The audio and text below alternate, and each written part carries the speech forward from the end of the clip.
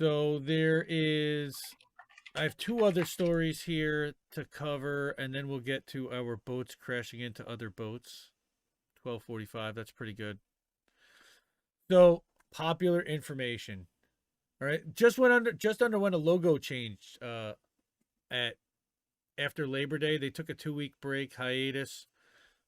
This has been around for about 3 years.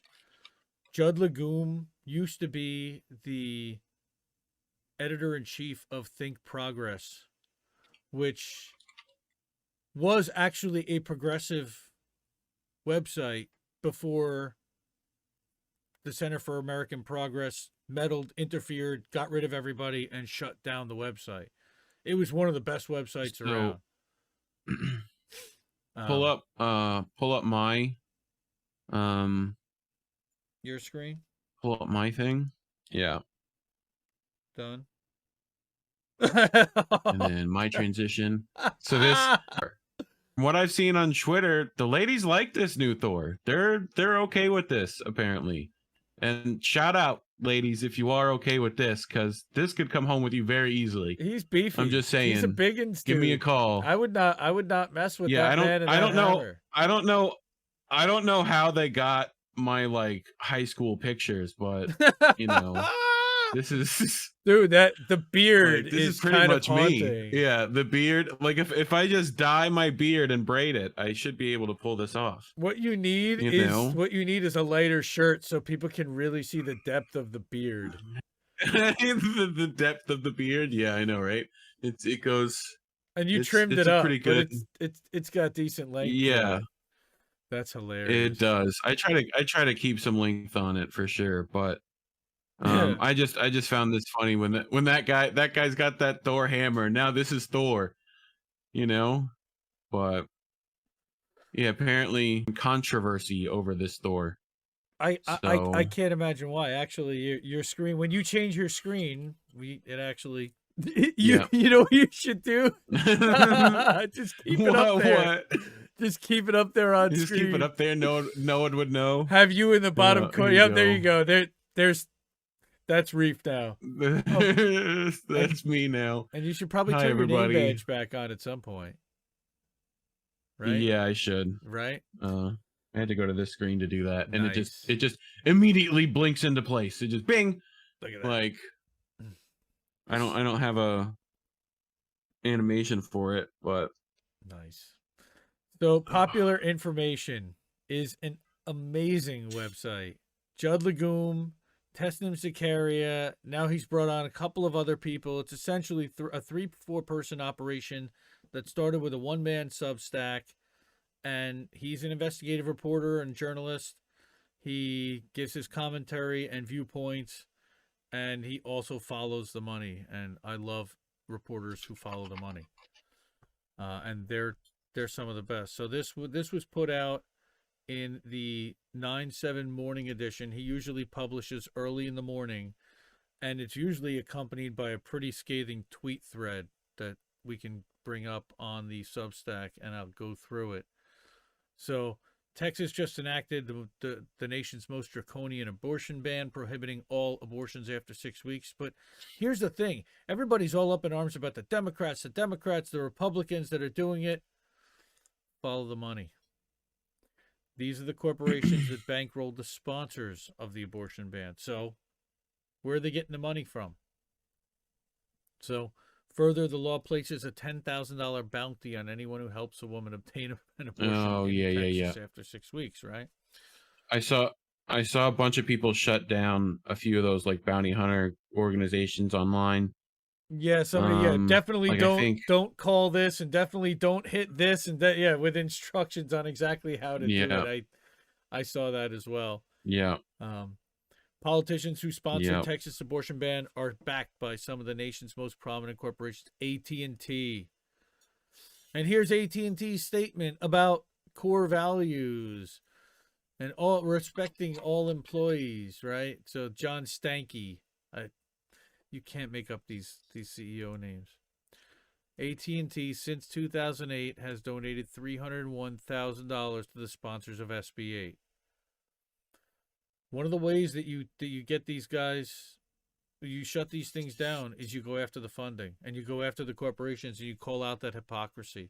And they talked about on August Well, 26th. what was it? Mhm. What did we see today? It was one of your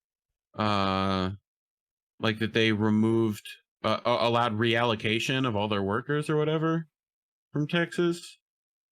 Salesforce. Where did I just see that? Salesforce That's what it is. relocation. Salesforce will pay for any employee who wants to relocate out Yeah, of offer to Texas relocate. Yep. due to this law. It's Yep. it's serious stuff, and corporate responsibility and doing what you say. Previously, they've been more outspoken about extreme abortion bans. In 2019, Georgia enacted a ban after 6 weeks. Warner Media, which was a subsidiary, said that if it was Right. upheld, they would reconsider Georgia as the home to any new productions. Ultimately, it was Makes sense. invalidated, which doesn't surprise us at all. And likely this could be, but the problem is that they're opening the door, and the Supreme Court already said that they didn't want to. Well, I heard that Florida's Darlene also working on drawing up a law about this, and several other states are right behind, unfortunately. Yep. Yep. So, other corporations publicly champion women's rights are major backers of SB 8, Comcast, NBC Universal, home of Sam Cedars Majority Report, and the TYT Ooh. and the TYT channel on the Comcast Xfinity platform, X1. I believe they still have a channel there.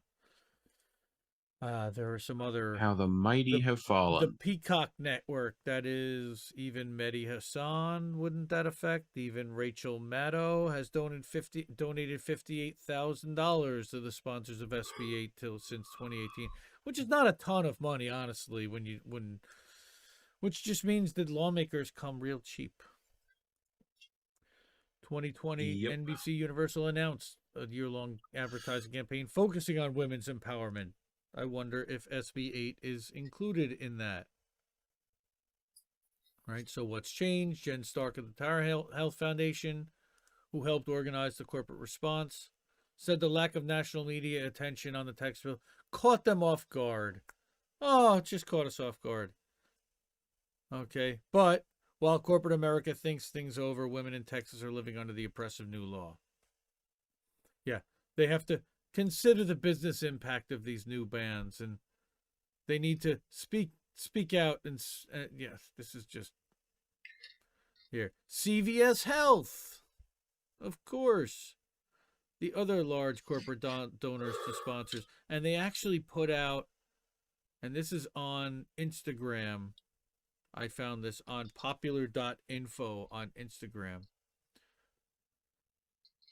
These are the sponsors of the Senate bill in Texas, and this is all their contributions to the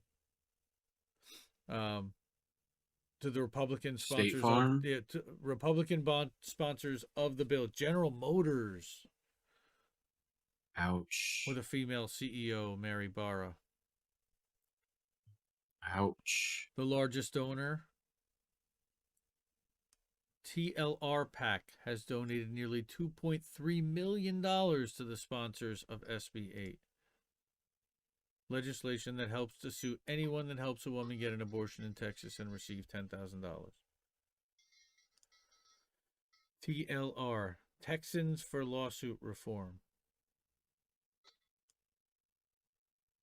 I mean, what's the soonest they could get I mean, Supreme Court could rule against it, right?